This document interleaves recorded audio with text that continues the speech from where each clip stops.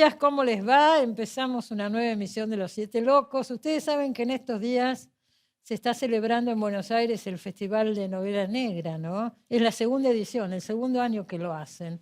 Yo me alegro cuando pasa todo esto porque estamos viviendo una situación, toda la cultura en este momento, con tantos problemas y tantos inconvenientes. Y las cosas que todavía pasan, que pasan muchísimas. Recién estábamos hablando con Carlos Sanon, que vive en Barcelona, y la mirada de afuera a veces nos hace bien, ¿no, Martín? Nos hace bien porque, qué sé yo, nos desilusionamos por tantas cosas, pero vistos de afuera hay una energía que es evidente. Sí, la verdad es que sí, eso siempre pasa, ¿no? Que tú en tu casa no lo valoras, ¿no? No, bueno, pero todo lo que sea cultural en este momento cuesta el triple. Entonces, que se sostengan estos festivales, que haya tanto movimiento, hace bien. Hoy termina el festival.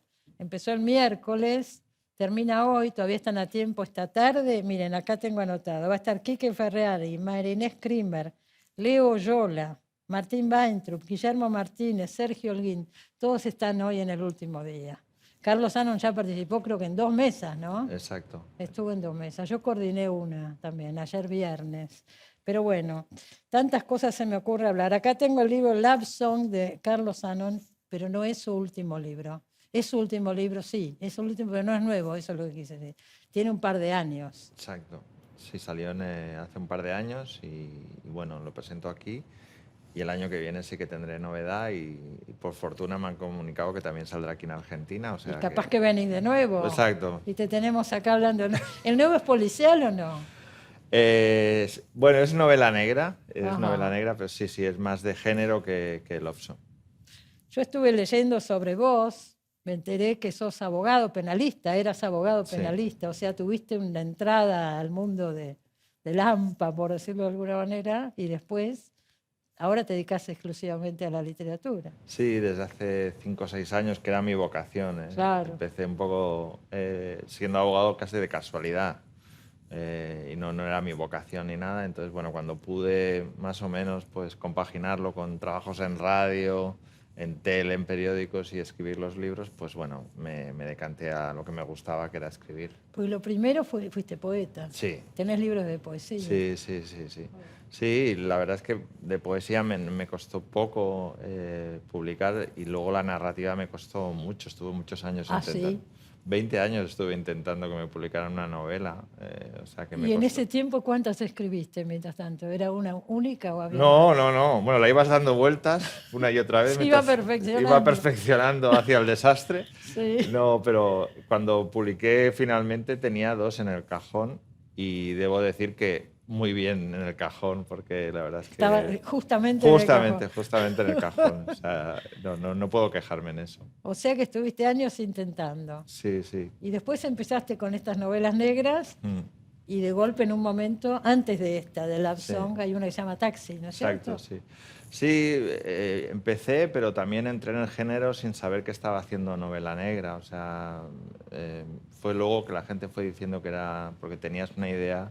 Porque no había detectives, no había policías. Entonces tú tenías la idea de que si no salía Humphrey Bogart no estabas haciendo novela negra. Y sin embargo sí que estabas teniendo una mirada de novela. Y entonces, bueno, pues empezaron a ir bien las cosas y empezó a tener recepción. También a veces no depende tanto de ti, sino el momento, ¿no? Estás en el momento justo y bueno, y nada, ahí estamos luchando. Y se dio. Exacto. ¿Y ahora la nueva, la que vas a presentar el año que viene, volvés a la novela negra o seguimos? Sí. Se titulará Objetos Perdidos y será novela negra. Es novela negra. ¿Vos nunca se te ocurrió escribir novela negra? En la Argentina tenemos tanto. No, ¿sabés que no? Nunca es tarde, digo. Nunca es tarde.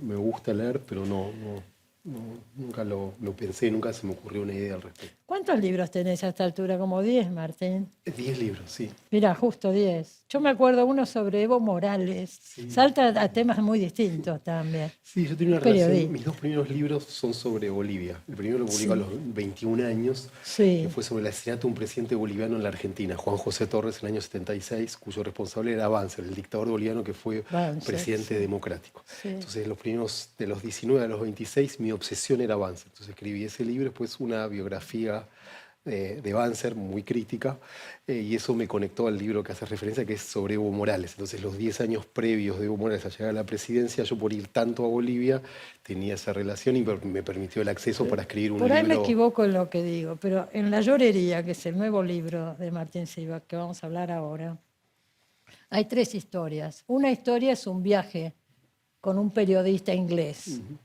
Digo, ¿ahí conociste a Evo Morales? ¿De ahí surgió el interés y el libro? No, lo conocí en el año 95, en su primer viaje a la Argentina. Eso fue después. Eso fue después. Ese viaje es, digamos, de hecho es el trabajo con John Langan, que es un yonki de la guerra, alguien que estuvo en Afganistán, Irak, hizo muchos documentales, después fue secuestrado por los talibanes. Esto está todo contado acá, sí. Ahí. Entonces este fue un viaje por América Latina y fue el viaje ideal. Yo tenía 25 años y fue viajar de Buenos Aires a Tijuana, con los presupuestos de la televisión británica y los 2 solos. Así que fue una especie de educación profesional, sentimental. En el medio pasaron muchas cosas en la vida de él, en mi vida. Fue secuestrado por los talibanes y liberado porque pagó el Canal 4, Channel 4 de Londres, ¿no?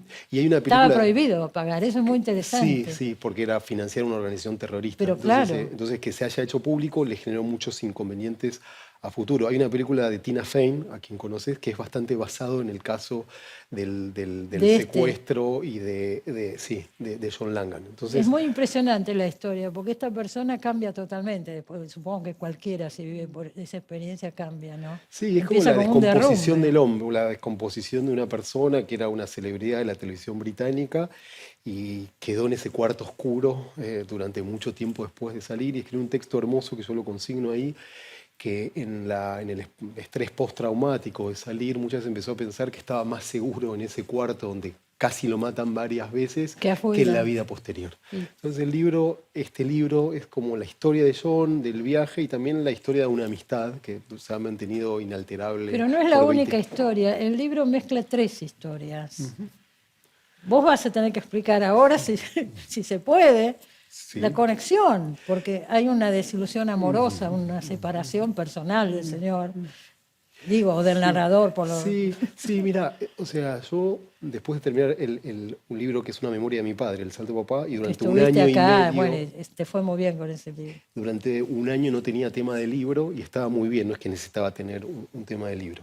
Entonces este libro empezó con un documento privado, como un diario, donde organizaba la desesperación en torno a eso que mencionas, que es una separación, pensado como documento privado. Hay 2 separaciones en realidad, sí, por lo menos. El diario como hace volver sobre esas historias y sobre esos duelos, ¿no? Entonces, como en algún sentido era agobiante escribir todo el tiempo sobre eso, yo tenía pendiente escribir ese libro sobre John Langan. Entonces empecé a escribir el diario, que era un documento privado, y después la historia de Langan. Lo que lo conectó también de una manera inesperada, eso tiene que ver con, yo escribo y reescribo mucho, y no es que de entrada tenía un plan de escritura, un plan, era más catártico. De hecho, la primera versión tenía 600 páginas, por suerte quedó en 280. Entonces, en el medio... ¿Cuántas tiene? 280. 280 páginas. Y tenía 600. Sí, la primera versión, que la escribí en 6 meses. Yo tardé mucho en escribir la primera versión. El doble, más del doble. Más del doble. Y en el medio, durante ese viaje con John Langan, hubo un intervalo de ese viaje en Caracas, que él volvió a Londres para asistir al nacimiento programado de su primer hijo, Luke. Y yo volví a Buenos Aires para tomar un descanso y murió mi mamá. Mi mamá llevaba 1 año y medio de un cáncer muy agresivo, pero bueno, supuestamente había remitido, entonces volví y me encontré con los días finales de mi madre. Entonces la conexión fue eso, yo no pensaba escribir sobre mi madre, sobre su vida, sobre su muerte, la historia de mi abuelo andaluz, los orígenes judíos maternos que yo no sabía, entonces de repente estas 3 historias aparentemente inconexas conseguí o intenté que se amalgamen en este libro. Están las 3 historias intercaladas. ¿Vive todavía el periodista? Sí, de hecho en la presentación del libro estuvo con un video desde Portugal. Él está vivo y tiene algo que para mí es muy hermoso, que es como algo de mucha vitalidad en la desgracia, o sea, nada de victimizarse ni nada de la vida se truncó. El año pasado él hizo el primer documental de un periodista occidental en las tropas rusas cosas en Ucrania y ahora está haciéndolo sobre... Es alguien que tiene también esa relación que para los que hacemos periodismo, pero no estamos tan a gusto con la idea de arriesgar nuestras vidas ejerciéndolo, él es al contrario, como un yonki de guerra que necesita estar todo el tiempo en situaciones de riesgo. Claro, de hecho, el secuestro no fue un secuestro, como él ha hecho el primer documental sobre los talibanes, con los talibanes, él quería entrevistar a Bin Laden, entonces fue unas montañas en la frontera, era como una manera entonces, bueno, esa relación con la vida y con la muerte de John son las cosas que también me generan mucha atención en el retrato de él. Y el viaje ese que hicieron era para hacer un documental. Sí, ¿Se hizo el documental? Sí, el documental salió en 3 tandas en Channel 4 de Londres. Y fue también un recreo de él porque él volvió después a Medio Oriente. Tiene un documental muy bueno sobre escuela de conducir de mujeres afganas, talibanas. Mirá. O sea, a veces capta muy bien y tiene una cosa que también para mí fue, digo, en este momento que es de la vida de cualquier periodista, a los 25 años, que es tan formativo. Él no hablaba una palabra de español. De hecho, yo hacía de productor, de intérprete, muchas cosas. Y aunque no hablara una palabra de español, tenía una enorme capacidad para empatizar con las personas. Entonces, estamos en una plantación de café en Guatemala y él podía empatizar mucho mejor de los que sí hablábamos español. Claro. Entonces hay algo de eso que también fue muy formativo para mí. Seguramente. Y el asunto de tu mamá, vos decís, yo no pensaba escribir sobre mi mamá, pero remite de alguna manera al Salto de Papá, tu libro anterior, ¿no? Sí. Y también, a ver, había algo así como que algunos de los comentarios que recibís, ¿por qué aparece tan poco? Y no es que obviamente mi mamá pasó toda su vida con mi papá hasta su muerte, entonces era alguien muy importante en la historia familiar, desde luego. Claro, pero en ese libro no entraba, ¿no? No entraba y no quise, tampoco quise como esforzar eso. Y en este libro sí apareció de una manera inesperada. Al final del libro, yo no había encontrado el final del libro y como me mudé el año pasado, después de 20 años, yo soy muy acumulador de papeles, como todos los periodistas, de acumulador de papeles, archivos, y en la mudanza del año pasado encontré las cartas de mi mamá a mi papá, cuando mi mamá tenía 25 o 26 años y mi papá estaba preso. Él era militante político en del año 69, entonces de Onganía. Entonces, en esos 6 meses, entonces había como una idea de mi mamá, o sea, mientras el novio, futuro esposo, estaba pensando en el cambio social, mi mamá estaba en cuestiones más de la luna de miel, el primer departamento, que iban a vivir. Entonces todo eso me pareció muy... Bueno, vos lo decís en alguna parte, que tu mamá, su interés más fuerte fue siempre la familia y tu padre, qué sé yo, otro tipo de intereses. Sí, mi mamá era políticos, psicóloga, su padre era un anarquista andaluz muy comprometido con España, aún desde la distancia. Mi abuela una bibliotecaria muy...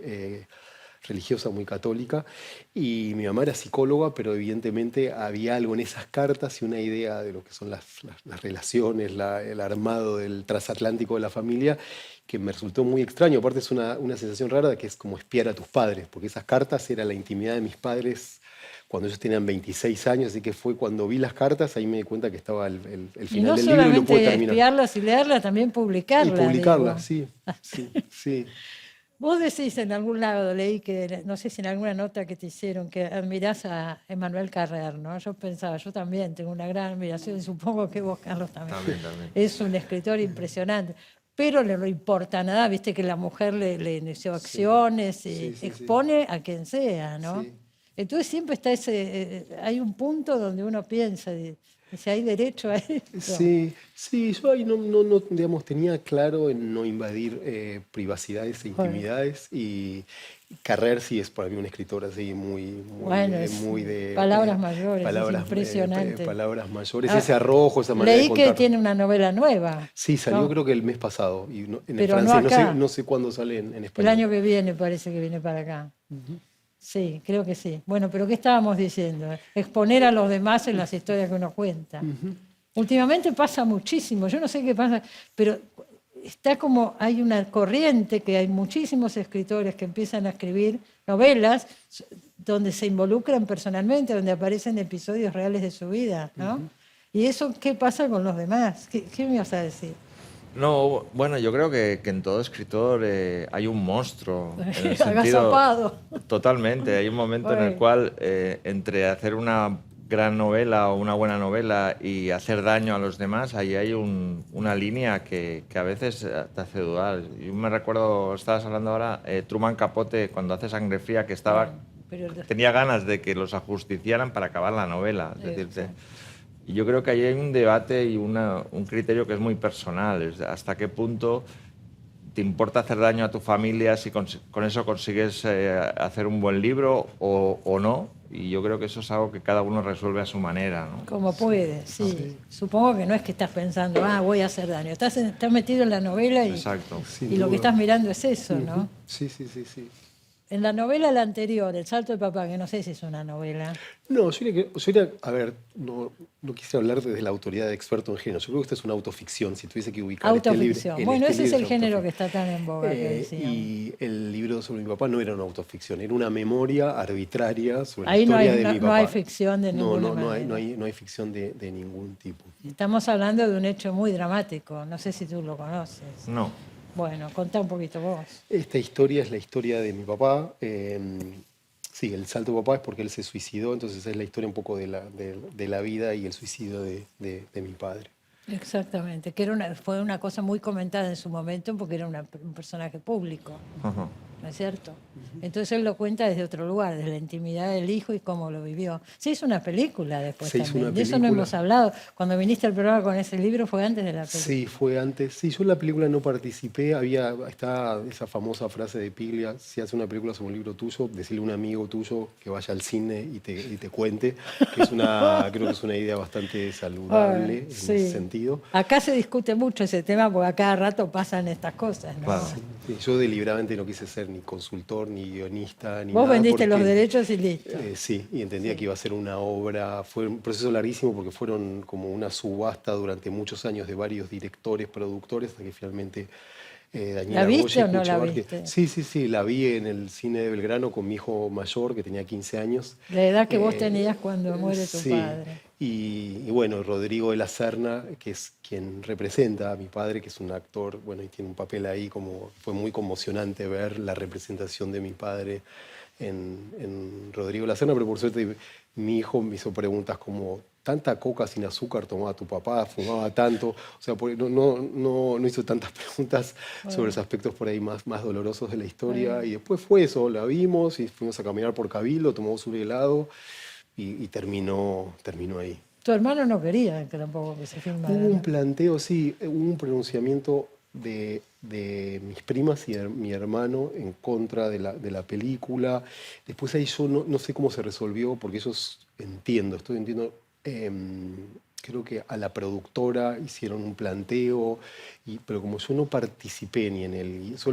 Vos ya estabas afuera de esa discusión. No, sí, mi único rol fue ver el tratamiento de guión muy al principio, que era como más centrado en el libro, y después al final vi una versión del guión que me parece, en mi recuerdo, esto fue hace bastante tiempo, se parecía bastante a la película, y le hice algunas observaciones a la directora, pero después yo nada más, no fui ni a la Yo creo que tuvo más repercusión, pensándolo ahora, tuvo más repercusión el libro tuvo muchísimas ediciones, se comentó mucho acá. El libro que la película, pienso, ¿no es cierto? ¿Sabes que no sé cómo se miden? Porque en otro momento, viste, las películas se miden más por, no sé, en general son las películas, sin duda, pero en este caso el libro se comentó muchísimo ese libro, tuvo un alto impacto. ¿Cuántos años hace de esto? Este libro hace 7 años. Ya 7 años. Sí, también me sorprendió mucho, la verdad. Aparecen muchos personajes de la política. Trasciende un caso, la intimidad de una persona que decide suicidarse. Hay todo un contexto político, ¿no es cierto?, muy fuerte. Sí, y había algo así de... Claro, la película se intentó recrear como una Argentina 1985, porque la película finalmente termina siendo bastante centrada en el secuestro y asesinato de mi tío, entonces hay mucho Eso sobre... explicarle a él porque él es español y dirá de qué habla esta gente. Sí, y además porque algunos que nos están mirando jóvenes tampoco se deben acordar. Sí, fue un caso muy sonado al regreso de la democracia de secuestros extorsivos, muchos de ellos empresarios de origen judío. Lo que se llamaba la mano de obra desocupada, después de la dictadura. Seguían los secuestros extorsivos. Y en el caso del tío del señor, de Martín, pidieron el rescate, se les pagó el rescate y lo mataron de todas maneras. Sí. Entonces, era el inicio de la democracia, el gobierno de Alfonsín, y todavía pasaban esas cosas. Así que eso fue lo de la película. No sabría darte demasiadas precisiones en relación con la película, fue eso, verla en el cine, la conmoción de Rodrigo de la Serna. No, pero sí me podés hablar de vos, sí. La repercusión que tuvo ese libro, ¿no? Sí, fue algo muy inesperado. Sí, hubo, no sé, 11, 12 ediciones que yo no estaba en el... O sea, yo no esperaba. De hecho, mis amigos me decían, esto nos interesa mucho a tus amigos. Con los libros también es un azar, nunca sabe, ni tampoco escribís nada. Es como que... Pero de golpe se te viene eso encima. Sí, ahí yo tengo como una especie de... Y sobre todo cuando es un libro que habla tanto de tu vida, de tu realidad también. Sí. A ver, todos los periodistas creo que siempre, o en mi caso, como que siempre es más fácil hablar de la vida de los otros, y tanto el salto de papá como la llorería es una manera de no hablar de los otros. Sí. Es mucho más difícil, es más trabajoso, me genera muchas...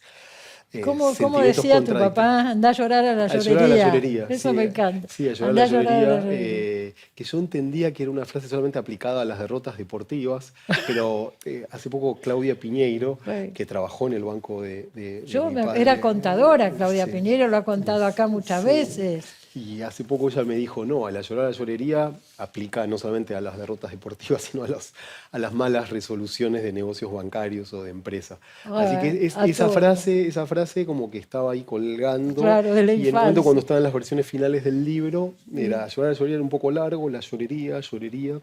Estos que están en la tapa, ¿quiénes son? ¿Vos y tu hermano? Esa es mi mamá, Nora.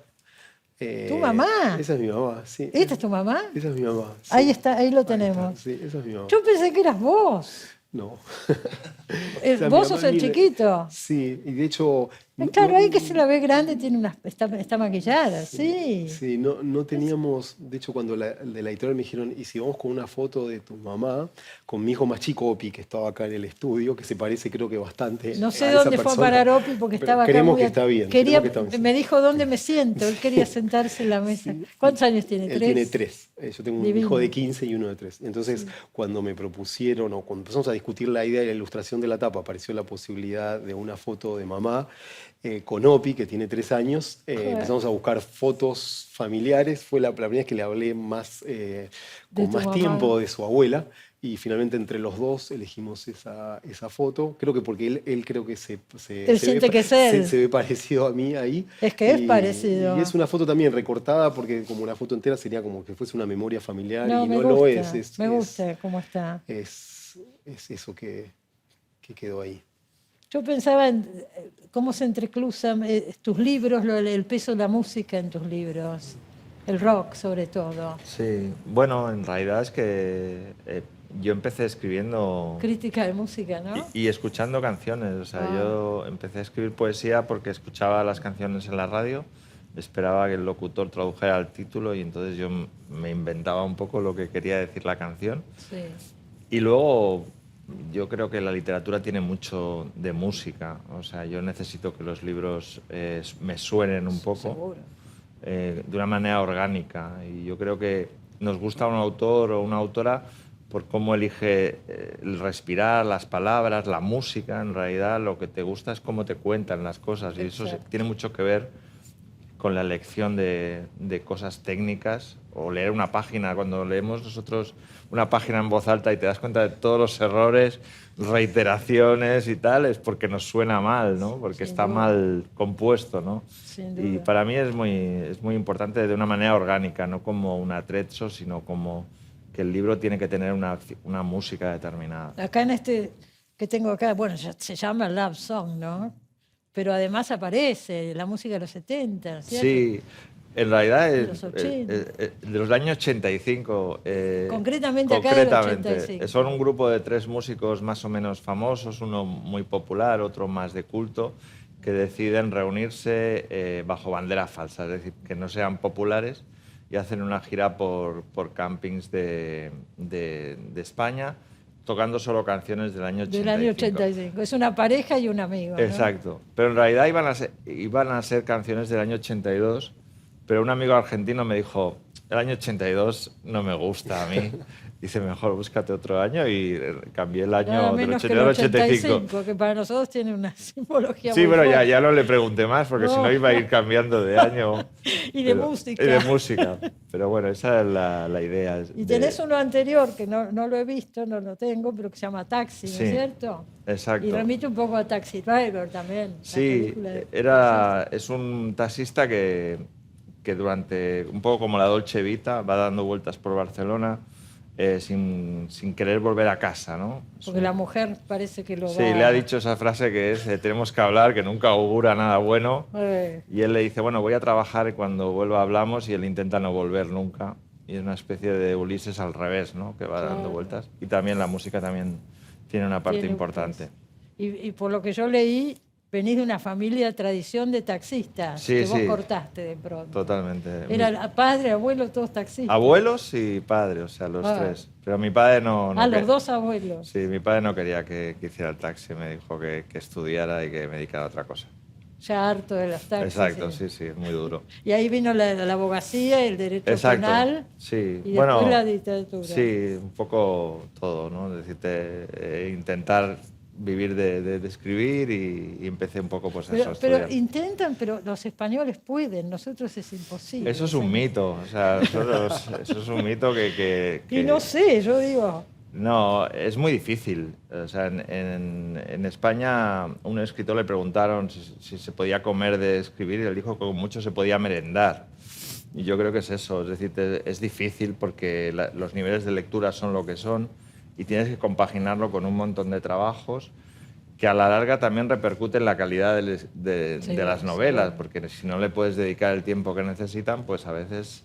Pero es un mito, tampoco... Allí hay muy pocos escritores que puedan estrictamente de vivir de sus libros. Vos lo has logrado. Ahora bueno, yo tengo de mis libros y de mis columnas en los periódicos, y mis trabajos en radio y de todo. Eso parece como los argentinos. Exacto, por eso no cambia mucho. Gracias a los dos por haber venido. Se nos terminó el programa. Muchísimas gracias. Bueno, acuérdese, Carlos Anón, acá tenemos Love Song, pero también Taxi, también la nueva que va a venir el año que viene, y ahí hablaremos más a fondo. Y Martín Sivak, La Llorería. Acá lo tenemos en la tapa a Martín. 3 historias entrelazadas. ¿Ya tenemos próximo libro o no sabemos? Sí, y el objeto es externo. Para calmarme, me lo decís. Bueno, nos vemos la semana que viene. Acuérdese que hoy se puede ir todavía al Festival de Novela Negra. Chau, que lo pasen bien.